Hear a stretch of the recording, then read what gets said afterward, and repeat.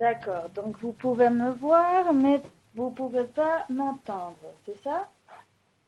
Ok, vous me voyez, vous m'entendez. Parfait. Donc, bienvenue à tous et à toutes à ce quatrième webinaire de l'année. Excusez-moi pour avoir commencé un peu tard, on avait quelques problèmes techniques, mais nous voilà enfin connectés. Merci à tous pour être ici. Donc, ce webinaire, ça s'appelle Y croyez-vous et faites-le réalité. C'est les leçons apprises et les trucs les meilleurs trucs pour faire des évaluations de genre. Donc, merci à Sylvia Salinas et à Svetlana Negrostueva. Voilà mes diapositives. On va commencer.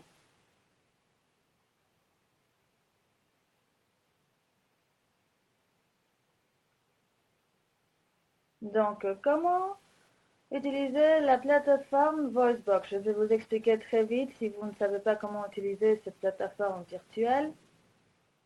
Merci, Svetlana.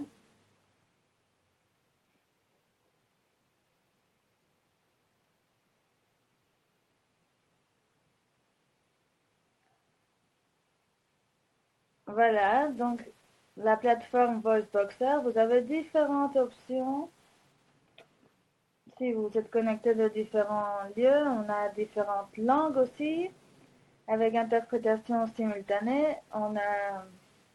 Vous pouvez choisir donc votre langue, anglais, français, espagnol, arabe et russe. Donc vous allez entendre l'interprétation simultanée des interprètes. À droite, vous avez un chat box pour écrire des messages. Je vous encourage à écrire vos questions dans cette petite boîte de chat. Et mes collègues et moi-même, nous recollecterons les questions à la fin et on les posera à la fin.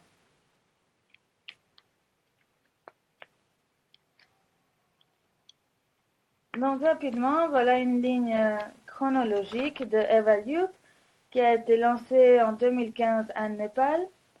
Le Task Force a été créé en 2016. Donc c'est le groupe de travail qui a été créé en 2016. On a eu la première conférence virtuelle en décembre 2016, donc il y a 2 ans. En octobre 2017, on a eu notre premier webinaire en ligne. En novembre 2017, la deuxième conférence virtuelle. Et puis janvier et février 2018, on a continué avec nos webinaires. Donc, vous voyez, c'est une année très, très importante. On a beaucoup travaillé. Mais rapidement, des petites statistiques sur l'événement d'aujourd'hui.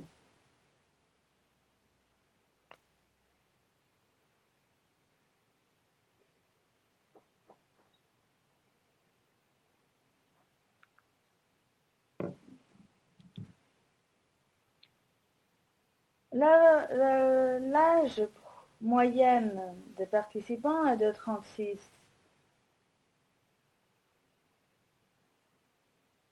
Est-ce que vous m'entendez? Mon microphone est connecté? Ok, vous m'entendez bien. Donc, la moyenne d'âge des participants est 36 ans. Donc, on a une approche de 30 à 35. La moyenne d'années d'expérience en évaluation est de 5 années par participant. Donc, les gens dans ce webinaire ont une moyenne de 5 ans d'expérience dans l'évaluation. Donc, le pourcentage de personnes qui font de l'évaluation est assez élevé. On a un pourcentage de 73% et 47% font partie d'un VOP. Mais notre objectif est d'augmenter ce chiffre. On a aussi 125 participants enregistrés de toutes les parties du monde. La date de registre était lundi, donc il faut mettre à jour les nouveaux enregistrements. Donc, merci beaucoup à Sylvia Salinas et Svetlana pour avoir organisé ce webinaire. On a l'Evaluate Leadership aussi, avec Bianca Montrose-Moorhead, Marie Jevet et Gary Huard, et du groupe de travail numéro 3, on a Josette Arevalo, Sofia Esteves et Antonia Gisko-Perchensko.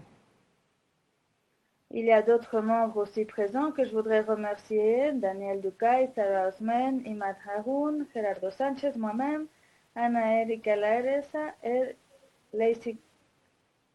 Casey Chola. Voilà nos réseaux sociaux et sans plus, je vais passer le microphone à Svetlana. Encore une fois, excusez-nous le retard. On a eu des problèmes techniques et maintenant, Svetlana reste avec vous. Svetlana a la parole.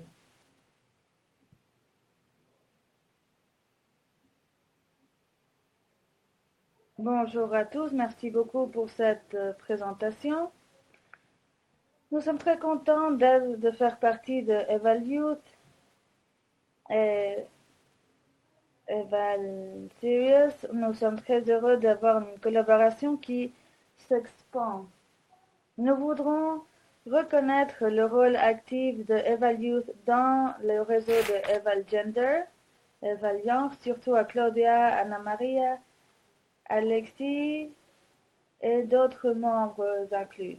Nous apprécions beaucoup votre patience et ce que l'équipe a fait pour nous préparer, pour nous aider à nous préparer à cet événement. Nous voudrons aussi remercier les partenariats pour leur leadership dans tout cela. Donc voilà, de mon côté, le titre est un peu différent que celle qu'on a vue dans le diapositive d'avant. Mais avec la présentation de Sylvia, vous comprendrez pourquoi. Comme vous savez, et pour ceux qui ne savent pas, on va vous introduire à Eval Gender Plus, qui est un réseau avec nos partenaires et qui travaille sur la parité de sexe et la responsabilité des sexes dans l'évaluation, avec une approche spécifique dans les ODS qui sont présents dans tout nos travail d'évaluation et de suivi. On a 3 axes: de promouvoir l'innovation en genre et partage d'idées et leçons apprises, partage de connaissances aussi. Avec ce dernier point, on évalue comment on peut enregistrer de nouveaux membres pour cette approche transformative de genre. Donc je continue. Voici un petit aperçu de ce qu'on fait, et puis Sylvia parlera de ce qu'elle fait aussi. Donc voilà, j'ai un peu parlé du rôle de Eval Gender et Eval Youth. On a vu les statistiques aussi, surtout l'âge, le groupe d'âge, le niveau d'expérience que vous avez, que les participants ont. Donc on espère que ça sera très intéressant pour vous et profitable pour vous pour que vous travaillez d'une façon différente. J'aimerais parler des conditions sur l'évaluation transformative de genre, l'analyse de genre et quelques approches et méthodes. Bien sûr, nous comprenons que avec ces 15 minutes, 20 minutes de présentation, on ne pourra pas tout vous partager. Mais après, on aura Sylvia qui parlera des principes, des directrices et des dilemmes ou des préoccupations qui nous aideraient à poser les bases pour votre évaluation. Un grand point de cette présentation est de vous aider à penser sur ces points de commencement pour le travail d'évaluation. Surtout sur un genre et pour que vous faites vos activités en transformant le genre. Donc voilà, je voudrais souligner l'importance de ces éléments. Donc c'était ma petite présentation.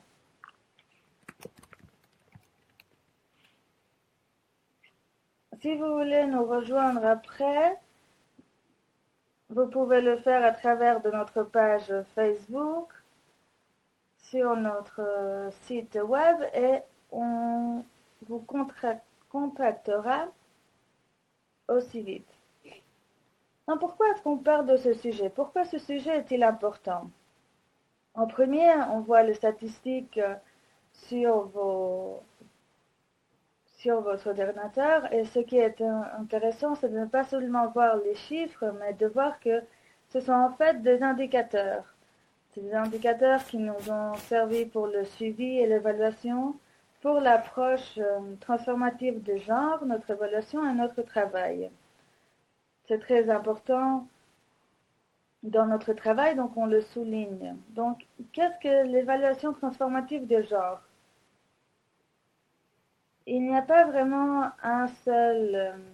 une seule définition, un seul moule, mais on voit que ça vient des évaluations féministes en théorie, plus que des approches d'évaluation.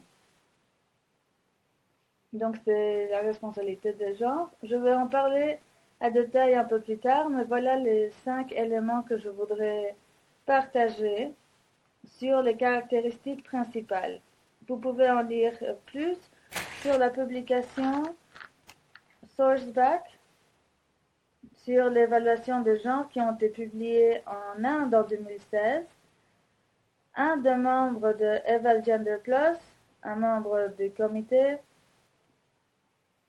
fait partie des évaluateurs de l'Asie du Sud-Est. C'est une très bonne amie, très collègue, donc elle m'a partagé cette publication et c'est disponible gratuitement en ligne aussi.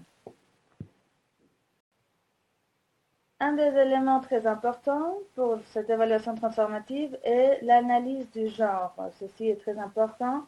Dans ma carrière, j'ai utilisé beaucoup la stratégie d'utiliser les contacts et c'est donc très important comme moyen pour retrouver de l'information sur les inégalités, les relations de pouvoir, l'accès aux ressources, les besoins stratégiques de genre, l'internationalité. Ces documents sont disponibles aussi en ligne. Il y a beaucoup de donneurs qui ont souligné, qui ont travaillé sur ce développement. Donc, vous pouvez aller sur Google et taper la recherche pour les secteurs que vous avez un très grand intérêt. Donc, il y a beaucoup d'analyses de genre qui a déjà été fait auparavant. Donc, quand vous pensez à l'évaluation transformative de genre, pensez à cette analyse de genre en premier.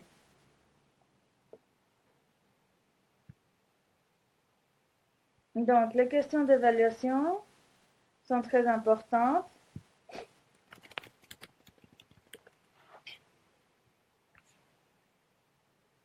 Mais ça dépend d'où va être mise en place l'évaluation. On peut toujours inclure des questions.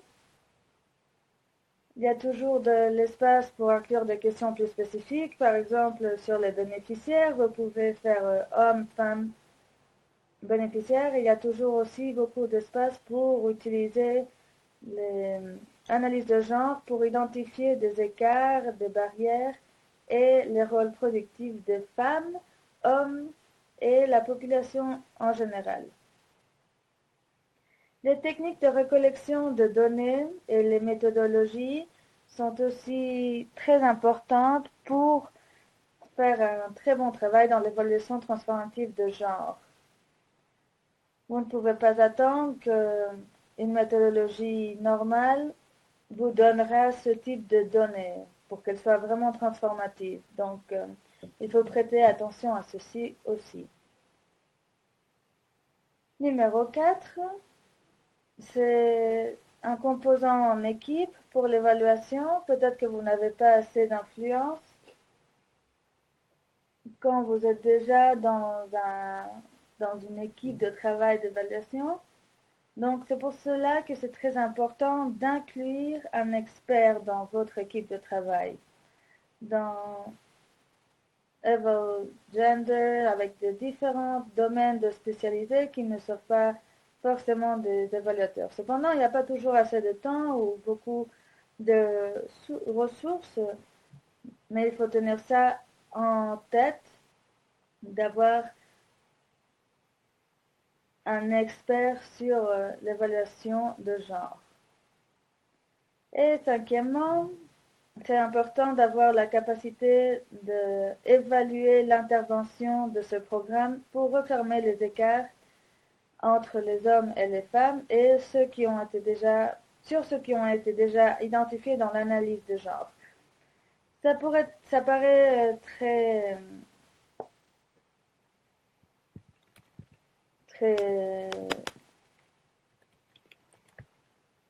évident, mais cela nous aide pour la planification, pour réduire les écarts et pour donner les objectifs de l'évaluation. Surtout pour nous faire comprendre. Comme je l'ai dit, je crois beaucoup dans le rôle de l'analyse de genre dans l'évaluation transformative de genre, ainsi que la connaissance et les aperçus pour sélectionner les approches correctes, les méthodologies correctes et la mise en œuvre. Donc, j'aimerais aussi souligner cela. Il y a d'autres types d'analyses qui peuvent nous aider aussi quand on fait une analyse socio-économique transformative de genre pour, par exemple, parler de la sécurité, de l'infrastructure, d'autres points de départ dans l'analyse de genre qui sont beaucoup plus vastes. C'est facile de les retrouver aussi en ligne. Donc, en faisant quelques pas en arrière, le dessin des projets nous offre des opportunités pour refermer les écarts de parité de sexe, de faire des interventions qui soient dessinées pour cet intérêt propre. Et à la fin, il y a des expectatives, des fois, même si vous êtes très expérimenté sur l'évaluation de transformative de genre, beaucoup de fois, on travaille avec rien. Donc, si quelqu'un n'a pas bien fait son travail dans le projet d'analyse, c'est très difficile pour vous de faire votre travail. Donc, il faut travailler depuis le début pour avoir l'opportunité d'intégrer et de rédiger les questions avec les axes principaux.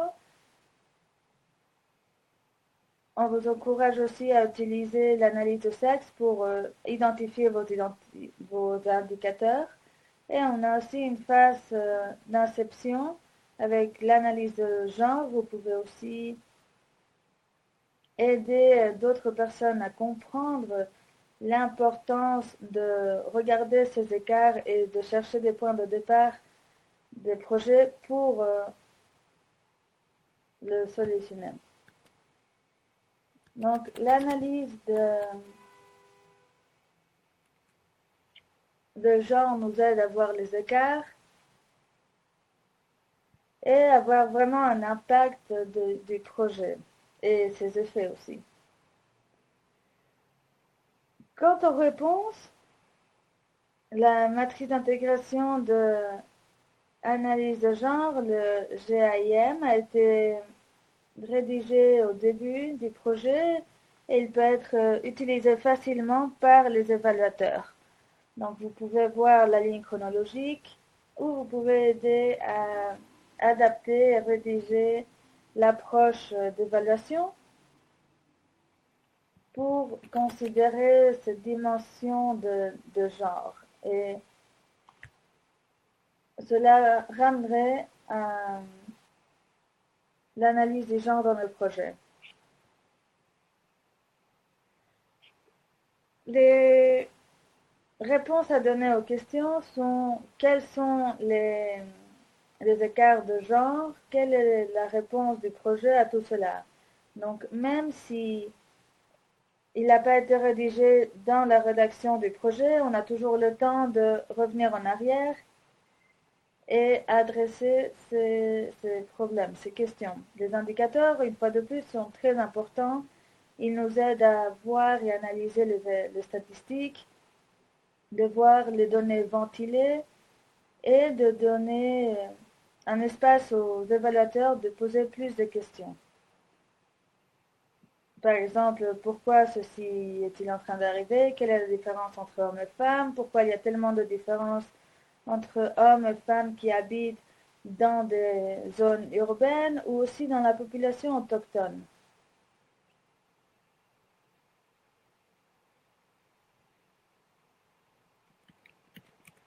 Une phase très importante est aussi la détermination ou la portée du projet. On peut utiliser des données secondaires, des données sectorielles sur des documentations d'équité de parité de genre et aussi des stratégies de genre. Surtout parce que dans quelques parties du monde, les donneurs doivent suivre des stratégies de genre. Et c'est intéressant de voir car avec les donateurs, ils ont de différentes perspectives et différentes informations. Le discours d'évaluation et le dessin de l'évaluation, une fois que vous auriez la portée du projet, il y a toujours d'opportunités dans la phase d'inception d'explorer un peu plus le projet et l'automatisation des femmes et l'analyse de genre. On peut voir aussi les activités du projet et c'est très intéressant et important de voir les catégories des bénéficiaires et quelle a été la portée, l'approche du projet et les différences de la mise en œuvre et comment on peut les catégoriser. Et voir aussi le fractionnement. Les interventions sont aussi très importantes pour laisser place à, au suivi et aux commentaires de retour et aussi les résultats espérés. Par exemple, si l'objectif du projet est de construire la capacité des pays pour utiliser des méthodologies et des techniques de suivi, ce serait important alors de voir quelles sont les capacités existantes, si est-ce qu'il existe, est-ce qu'ils différencient entre le genre et comment on peut fortifier grâce à la formation, le mentoring, les lieux. Donc il y a beaucoup de façons pour explorer plus profondément les objectifs. Un rôle très important sur les questions d'évaluation de genre sensitive et les sub-questions. C'est l'espace le plus facile pour poser des questions. Donc par exemple, voici la première question. Quels sont les objectifs? Où est-ce que les objectifs ont été accomplis? Donc voilà les questions. Comment est-ce que la capacité a été renforcée dans les stratégies par genre, par sexe ou par des caractéristiques socio-économiques? Comment on peut améliorer notre approche, qui est une question très standard, et après une sub-question sur les éléments. Est-ce que les éléments et l'intervention devraient changer pour que les femmes aient une approche plus équitative? Donc, quant à la coordination et la collaboration des projets, on a aussi quelques questions. Une fois de plus, à l'analyse de genre, on peut voir les analyses faites sur les structures et sur les écarts et vous pouvez les inclure dans votre questionnaire.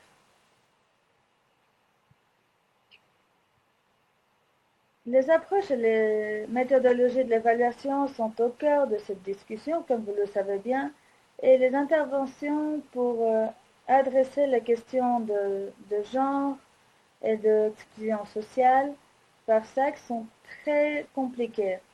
Donc, les approches et les méthodologies de l'évaluation sont très importantes. Elles doivent s'adresser à elles aussi.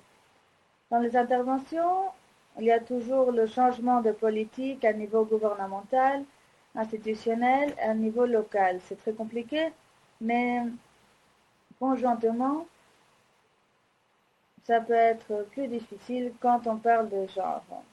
Changer les normes de sexe est très difficile à niveau social, qui ne peut pas se faire du jour au lendemain. Donc c'est un exercice à long terme.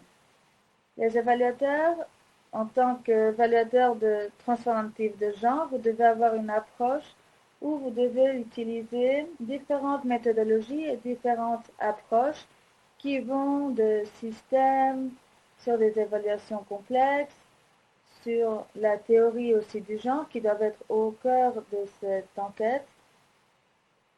Surtout parce que comme ça, on aura un cas d'étude beaucoup plus vaste. C'est une gamme, un éventail beaucoup plus vaste. Donc voilà, la question c'est de trouver des points de départ dans ces approches et méthodologies pour refermer l'écart de genre, ce qui est très important. Vous avez sûrement entendu déjà l'approche de genre dans un contexte général. Comme je l'ai dit, l'évaluation transformative de genre vient surtout d'une théorie et une recherche féministe, mais il y a des différences entre l'approche du genre et l'évaluation transformative de genre. Et c'est important de comprendre les points de départ pour l'approche de genre. L'approche de genre identifie les écarts et les fossés, mais n'aide pas à répondre pourquoi est-ce qu'ils arrivent. C'est pour ça qu'on a besoin d'une autre approche.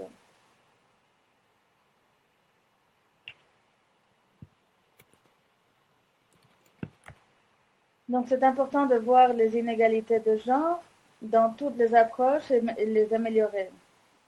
Les hommes et les femmes sont vus égaux dans l'approche de genre. Les femmes peuvent être riches ou pauvres dans les zones rurales ou urbaines, s'ils ont une éducation ou pas. Et l'approche féministe a aussi à voir avec les recherches et la promotion des droits. Et elles offrent aussi des solutions et des défis pour que les évaluateurs pensent y, parce que tous les évaluateurs doivent avoir ces valeurs-là. Donc, qu'est-ce qu'on regarde? On regarde les relations entre hommes et femmes, on regarde les différents rôles, les statuts des hommes et femmes et l'influence qu'ils ont dans le programme ou dans le projet, comment ils considèrent les indicateurs et les résultats dans ce cadre de travail. Et les indicateurs par soi-même ne sont pas suffisants pour refléter et comprendre une évaluation plus profonde. Donc, on a besoin d'approches et de méthodologies qui vont au-delà des chiffres quantitatifs. Cette image nous montre un aperçu avec un graphe de l'évaluation féministe, ainsi que les méthodologies et les approches avec lesquelles ils ont mis en place cette évaluation. On voit que cette évaluation a un chevauchement qui coïncide avec différents points de l'évaluation. Et donc, c'est important de l'intégration des points importants dans l'évaluation transformative de genre, les résultats et les résultats. Donc, si vous êtes intéressé par ces méthodologies-là et cette approche, donc vous pouvez utiliser l'évaluation féministe dans votre pratique. Donc, vous pouvez voir que cela est très inclusif dans toutes les étapes. Et c'est pareil pour les résultats. Il y a beaucoup de littérature sur la cartographie de genre. par beaucoup d'organisations. Donc ceci est juste pour vous montrer, pour vous aider à voir que vous n'êtes pas seul et que la combinaison de plusieurs approches et méthodologies peuvent être très utiles. Je ne sais pas combien de vous ont entendu que récemment le pionnier Michael a changé l'approche d'évaluation principale, le PFE. Et donc, avec ça, on a vu quels étaient les points importants. Il y en a beaucoup de principes qui sont importants. Les indicateurs doivent être évalués, mais pas tous sont des indicateurs corrects. Donc, pour rédiger ce projet, il faut prendre en considération ces résultats, ainsi que la situation des femmes ou quelques situations complexes pour l'évaluation transformative de genre. La question ici est comment travaille le guide d'action. Ces questions sont fondamentales pour la transformation de genre et pour éliminer les barrières de genre, parce que il y a beaucoup de problèmes dans les écarts. Des écarts apparaissent des fois à cause des principes et par les croyances des personnes. Les questions de la colonne de droite sont des points clés que Michael a rédigés dans les principes et pour faire le lien avec l'évaluation transformative de genre. Il y a eu un blog qui a été publié l'année dernière avec plus d'informations sur ceci. Donc, juste avant de finir, avant de donner le micro à Sylvia, des petits éléments mais très importants, c'est le budget. Comme vous voyez là, ceci doit être financier. Vous devez avoir des ressources et si vous pouvez influencer les organisations pour vous donner dans cette évaluation, il y a beaucoup d'argent, il y a beaucoup de contacts qui peuvent vous aider et qui peuvent assurer que l'évaluation soit plus transformative.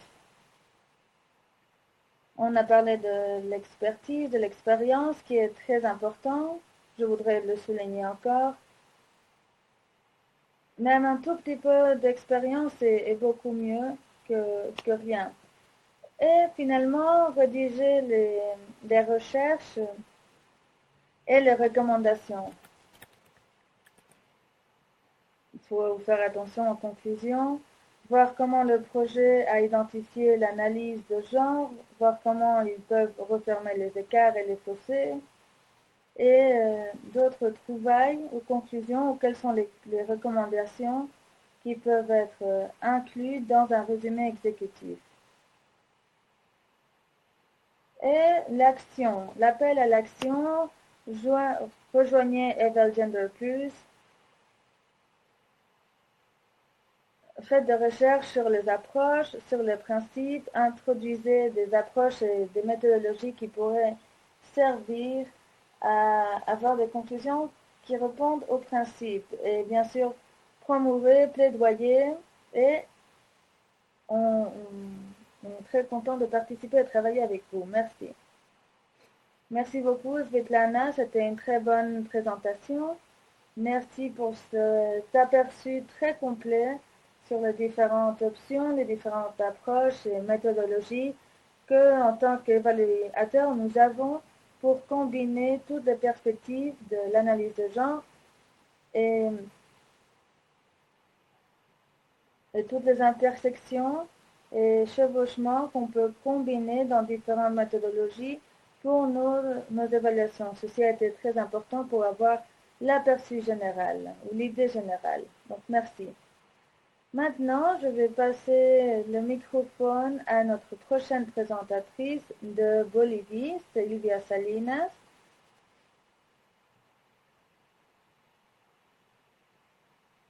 J'ai présenté Svetlana avant, donc maintenant je le fais pour Sylvia. Sylvia est une anthropologue de la Bolivie, c'est une coordinatrice de ZELAC, c'est le réseau des évaluateurs professionnels en Amérique latine. Donc Sylvia, tu as la parole.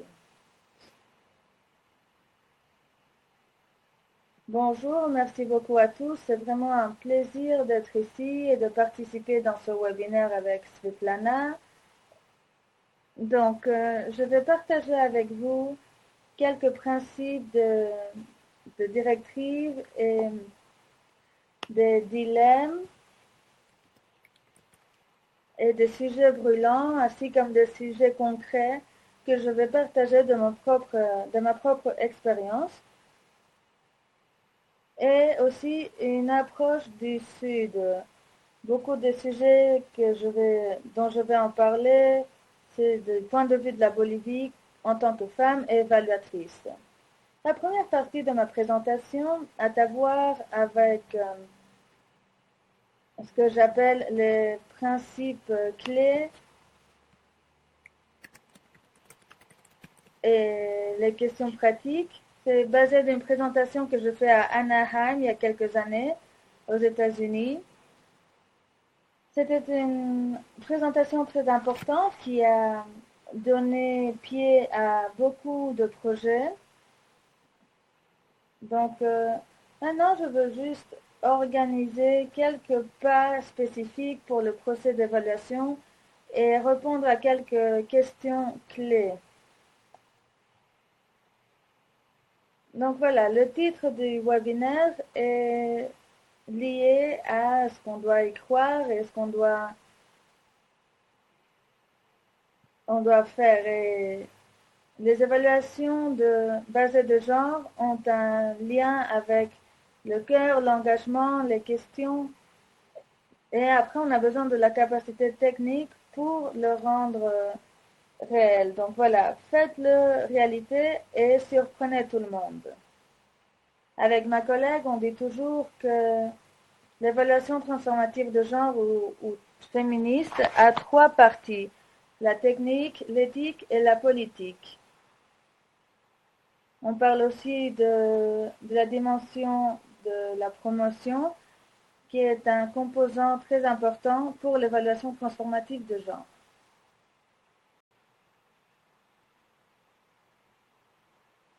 Je voudrais commencer avec la première partie de ce que veut dire les leçons d'évaluation. Les termes de référence sont déjà établis, mais beaucoup de fois, on peut négocier ou discuter les termes de référence ou les réutiliser. Dans la phase de conception d'évaluation, c'est donc très important d'aller au-delà de ce qui est évident. Il faut analyser la méthodologie et les approches. Donc, il ne faut pas seulement dire faites ça avec une approche de droit humain, mais il faut penser au-delà et penser comment cela va se voir au moment de faire l'évaluation. Le deuxième point important est de faire notre position visible pour anticiper les possibles risques et réactions. Par exemple, pour moi, en tant qu'une femme bolivienne, quand je vais dans une zone urbaine, rurale, avec des autochtones, je représente une classe sociale, je représente beaucoup de choses, donc je dois être consciente sur ce que je représente, mais aussi sur mes propres suppositions, sur ma propre hypothèse avec le contexte. Après, l'éthique. La question de l'éthique, personnellement, c'est quelque chose de très important. Je crois qu'il y a beaucoup d'engagements éthiques et des objectifs éthiques. On a des codes d'éthique ou documents, mais je suis un peu sceptique sur comment on internalise ces principes d'éthique ou de morale et comment on les considère durant le procès d'évaluation. En quatrièmement, c'est inclure une stratégie qui pénètre et flexibilise les structures de pouvoir inter- et intragénériques. Donc, quand on parle et on connaît le contexte, il faut savoir à quoi il ressemble sur structure morale, sur les lois formelles et informelles, les relations de genre, les relations de pouvoir, mais aussi les relations sociales qui ont à voir avec le genre. La question qui suit, qui est très importante aussi, est qui participe? Qui sont les participants? Il faut analyser les positions de, différents, de différentes parties prenantes qui sont au pouvoir, pas seulement leur rôle, mais leur position, leur intérêt et leur influence. Il faut respecter les rôles, les autorités, oui, bien sûr, et c'est surtout ces autorités qui sont des hommes. Donc il faut comprendre un peu plus le contexte et développer, concevoir des structures qui ne suivent pas les règles, non? Il faut trouver des façons créatives pour influencer d'autres personnes qui ne représentent pas leur communauté. C'est important d'identifier les différences et les inégalités entre les sexes, entre les genres. Nous sommes des femmes, mais dans les femmes, il y a beaucoup d'inégalités. Donc, il faut faire attention à cela. Il faut aussi définir le mélange de parties prenantes dans tous les niveaux. C'est aussi intéressant de voir comment les hommes, l'expérience et la perception des hommes sont très importantes pour avoir cette perspective relationnelle au genre. Et il ne faut pas non plus limiter les voix des hommes et des femmes. Il faut penser aux relations et aux influences des différents genres et écouter toutes les personnes pour avoir une connaissance plus générale et une perspective générale. Svetlana a parlé sur les méthodologies, les approches et les techniques de l'évaluation. Je voudrais ici souligner le fait d'être très créatif et de comprendre comment je peux améliorer mon travail pour mon évaluation. Et en travaillant en Amérique latine, nous avons une éducation et une approche qui sont mises en place, mais les techniques ne sont pas encore améliorées. Cependant, ça a été très facile d'adresser quelques questions grâce à l'évaluation. C'est aussi très important de combiner une approche comparative avec différents groupes et techniques, par exemple des cas d'études et des témoignages.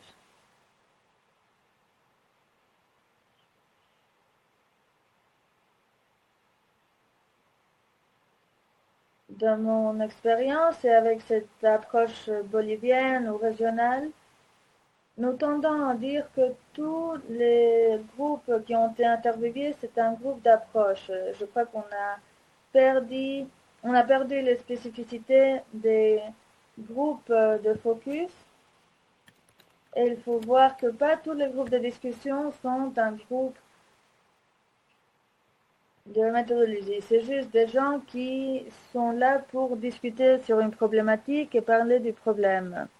Donc il faut mélanger les méthodologies. Et encore une fois, je vous répète la partie créative de ces méthodologies. L'observation des participants en tant qu'anthropologue, c'est quelque chose de très important et très utile, mais c'est aussi très important que quand on inclut nos propres perspectives et approches et nos propres visions. Je voudrais aussi souligner qu'il ne faut pas oublier que les méthodologies, que les approches et les techniques sont les moyens et pas la fin. Pendant le procès d'évaluation, je vois que des fois, on se préoccupe beaucoup pour suivre les méthodologies et les activités et les techniques sans vraiment voir si elles nous sont vraiment en train d'aider pour le résultat et l'évidence. Une partie très importante que j'ai vue, c'est très important de comprendre quelques expressions qui ont différentes significations dépendant du contexte ou de la culture. Mais c'est très important de prendre ça en considération ici aussi. Par exemple, des fois, on a les mêmes mots et on les interprète avec le même sens ou signification, mais il faut savoir que les mêmes mots peuvent avoir un sens différent et vice-versa. C'est très important d'écouter ouvertement, de ne pas limiter vous-même ou votre attention des questions avec les interviews et les dialogues. Ceci est très important. C'est pas seulement avoir une relation fonctionnelle avec vos informants, mais juste être capable d'ouvrir un espace de dialogue et de discussion où eux aussi ils peuvent poser des questions et vous, vous pouvez découvrir des choses importantes que vous n'avez pas prévues, mais que grâce à d'autres questions, vous avez pu les voir. Donc si vous vous limitez à vos propres questions, vous pouvez manquer des points importants. C'est important aussi de voir que la communication orale représente 7% de la communication. Ceci est lié à la capacitation et avoir une perception, une perspective beaucoup plus grande et voir ce que les hommes et les femmes sont en train de dire et de s'exprimer. Ceci est très important quand on parle des groupes vulnérables en femmes ou hommes et comment est-ce qu'on s'adresse au silence. C'est très important aussi d'être ouvert à des catégories analytiques et basées sur l'évidence. Par exemple, il y a des théories basées sur les données et d'autres théories passées. Donc c'est une approche très intéressante aussi pour adresser de nouveaux contextes et de nouveaux cadres structurels des données. Les voix sont très importantes aussi, ainsi que le silence, surtout dans des groupes vulnérables. Et finalement, sur écouter et analyser, c'est qu'il faut encourager toute interprétation et l'analyse des participants. Des fois, on a tendance à voir les gens comme informants et pas comme des acteurs d'analyse et on ne leur demande pas comment eux, ils interprètent les données qui ont été recollectées. Donc voilà une autre règle où on peut voir pour autonomiser les acteurs sur le terrain.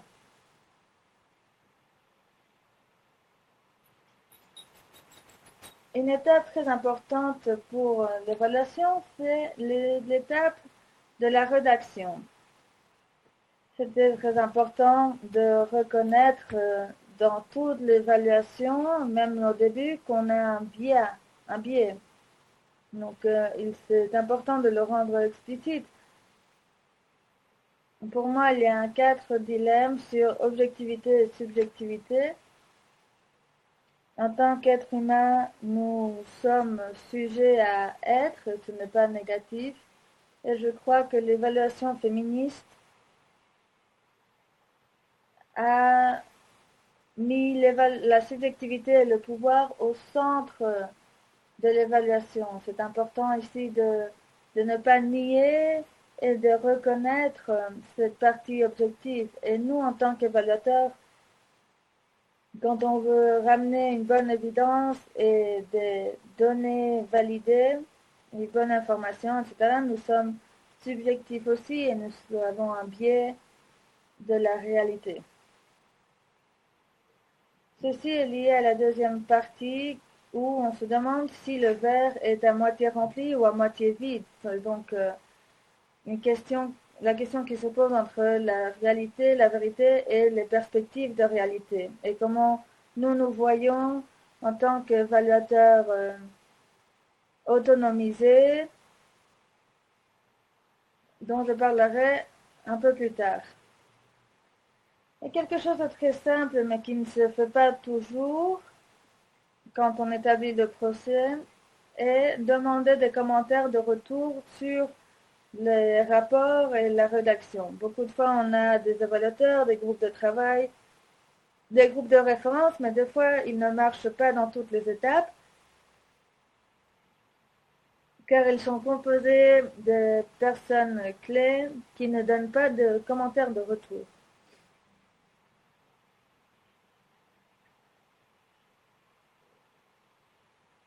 Je vais me dépêcher à cause du temps, donc c'est ma deuxième partie de la participation. Ici, je veux qu'on pense sur les défis importants et les dilemmes importants sur l'évaluation. Et je vous invite ici à nous défier, à être plus critiques et à penser sur nous-mêmes, sur nos rôles dans le secteur. Et voici une image que j'ai utilisée pour quelques différentes présentations, mais je l'aime bien, donc je l'inclus toujours dans mes présentations. Et c'est juste pour faire un point ou un avertissement. Ce qui est important peut être visible aux yeux et aux évaluations. Ici, rien ne se passe, mais c'est une image silencieuse qui a été prise en Bolivie durant une évaluation dans la zone rurale. Mais il y a beaucoup de pouvoir qui se passe. Subordination, exclusion, la patriarchie, inégalité. Donc, je crois que les évaluateurs, on a aussi le défi d'adresser ces problèmes qui nous involucrent aussi. Nous ne sommes pas en dehors, nous faisons partie de l'évaluation et nous allons générer quelques dynamiques de pouvoir aussi.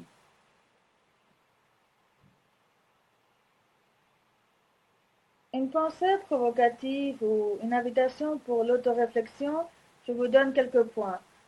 On regarde et on évalue à travers nos yeux sur l'histoire et l'environnement. Notre vision de la réalité est partielle ou biaisée. En tant qu'évaluateur, nous représentons des structures de pouvoir et des relations de pouvoir qui peuvent être exprimées très subtilement. L'expérience de genre n'est pas nécessairement un défi au machisme ou aux relations patriarcales.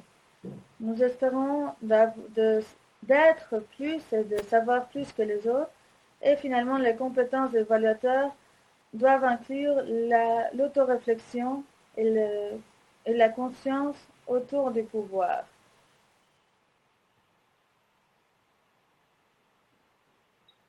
Sur ce point, j'étais très contente de voir qu'il y a une société d'évaluation canadienne et qui inclut dans les compétences des évaluateurs l'autoréflexion. Donc, ceci est une partie très importante, surtout avec ce sujet que nous sommes en train d'aborder, qui est la transformation de genre et l'évaluation de genre.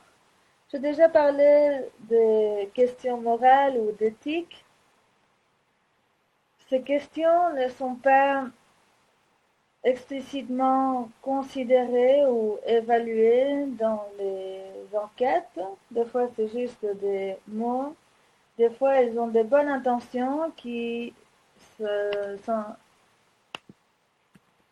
sont pas contextualisées ou qui ne se concentrent pas dans ce dilemme. Il y a aussi des dilemmes culturels, par exemple, dans les droits autochtones et les droits de femmes. En Bolivie, ça fait partie d'un sujet très tendu.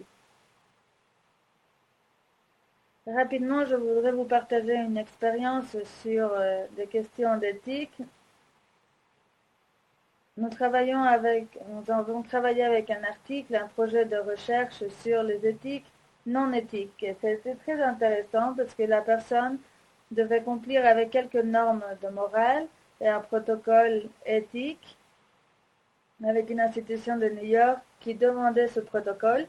Et les femmes ici sont arrivées à un moment où elles ne savaient pas lire ni écrire, donc elles disent, bon, on va juste signer une feuille en papier. Donc c'était juste pour cumplir avec l'éthique de signer une feuille en blanc, mais donc c'était éthique, mais ce n'était pas éthique parce qu'il n'y avait rien écrit dessus. Donc on a ce comportement, cette conduite pas éthique, surtout quand on utilise un client caché. Je l'ai vu utiliser beaucoup dans l'évaluation du secteur de la santé. Donc ça peut être effectif pour collecter des données importantes. Les questions d'éthique, donc, sont très importantes. C'est un dilemme qu'on peut retrouver. J'aimerais aussi discuter cette perspective complémentaire sur ce que Svetlana a parlé des indicateurs. Comment est-ce qu'on peut mesurer quelques thèmes subjectifs comme le succès? Il y a des cas intéressants comme en Bolivie où les indicateurs ont été accomplis et les projets et les programmes ont été évalués en tant que comme, comme un triomphe, mais ils n'ont pas changé la vie des femmes.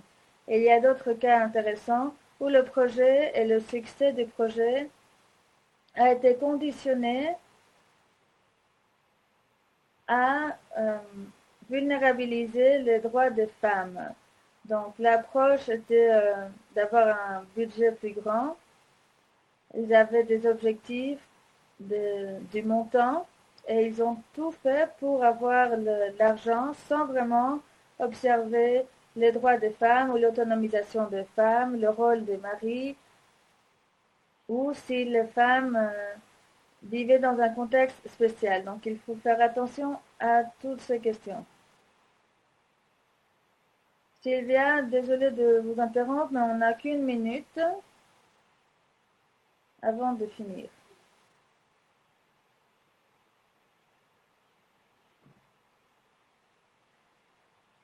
Une chose que je voudrais souligner aussi sont les concepts. Je ne sais pas si c'est quelque chose du Sud, mais pour nous, la différence n'est pas pareille que inégalité. Donc, quand on parle de différence entre hommes et femmes, les différences sont positives, nous sommes tous différents, mais les problèmes sont les inégalités. Et on a aussi des différences entre besoins et intérêts. Donc, voilà des questions de concept. La question aussi de la participation et du risque que nous faisons face. Voici la phrase que quelqu'un a dit sur un projet, c'est on va ramener quelques de nos femmes pour le groupe de discussion. Donc ici, on parle avec des concepts et des mots antiféministes, des concepts antiféministes, donc il faut faire attention à nos mots. Et quand on encourage la participation des femmes, ce n'est pas suffisant. Il faut voir quel est le rôle de ces femmes dans l'évaluation, s'ils sont des informantes, s'ils peuvent prendre des décisions, s'ils font des parties prenantes, s'ils vont être autonomisés pour prendre des décisions ou pas. Donc ce n'est pas seulement la participation des femmes qui compte. Il y a aussi la rétribution de la participation et le concept sur payer ou ne pas payer. Cette diapositive nous montre qu'il n'y a pas quelque chose comme une femme. Nous sommes très diverses, très différentes tous. Et le mythe de transformation de genre et le respect culturel est important. Les transformations de genre impliquent les relations de pouvoir et ceci implique un changement de culture. Donc nous sommes en train de travailler sur ces sujets. Qu'est-ce que cela implique en pratique? Si les transformations de genre sont culturelles ou responsives. Voilà ma dernière diapositive. Pour défier les structures de pouvoir, nous devons être sceptiques sur le succès et aller au-delà des indicateurs, analyser le coût et l'effet du succès, faire une stratégie et être créatif, avoir une critique interne, se souvenir qu'il y a des jeux de pouvoir, vous cherchez le sens et d'autres perspectives. Et donc voilà, l'approche transformative de genre est une approche holistique d'éthique, technique et politique. C'est le point de départ pour avoir un changement social, mais il faut prendre le défi en main pour le faire une réalité. Merveilleux, merci beaucoup Sylvia, c'était une présentation très complète. Il y a beaucoup de discussions qui se passent dans le chat, on n'a pas beaucoup de temps, Mais on va vous envoyer toutes vos questions pour continuer avec le dialogue et la discussion. Je voudrais juste remercier à vous tous. Soyez contactés avec nos réseaux sociaux. Allez dans notre enquête de webinaire et on sera en contact. On va avoir cette discussion active parce que c'est très important. C'est pour cela qu'on a besoin de cet effort conjoint entre Evaluate et Evalgenre. Donc, il faut continuer avec cette discussion. Merci beaucoup à tous. Merci pour votre temps. Et encore une fois, excusez-nous pour le retard, mais on sera en contact. Merci à tous.